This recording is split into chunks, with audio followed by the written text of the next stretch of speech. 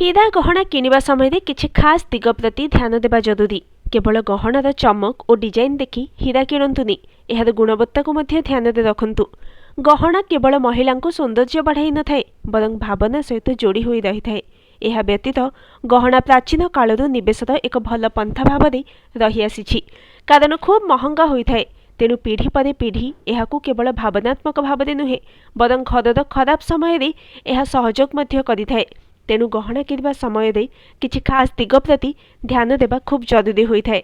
विशेषकर हीरा किनिबा समय हीरा गहना किनिबा समय 4C अर्थात कट, कलर, क्लारिटी और क्यारेटर विशेष ध्यान रखंतु। ए सबु मानक द्वारा आपण हीरार गुणवत्ता परखि पारिबे। एही 4 मानक जेते भल रहिबो हीरा सेते भल।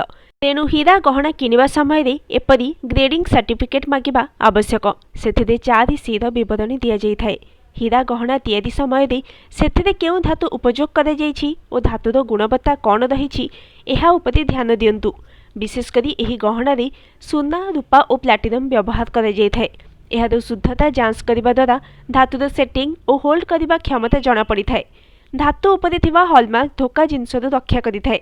आभूषणर गुणवत्ता केवल सामग्री नुहे बरं तैयारी और डिजाइनरु मध्य जणा पड़िथाए। सेतिपई एहार समस्त विवरणी, सेटिंग और अन्यान्य दिग उपरे ध्यान देबाकू भूलंतुनी।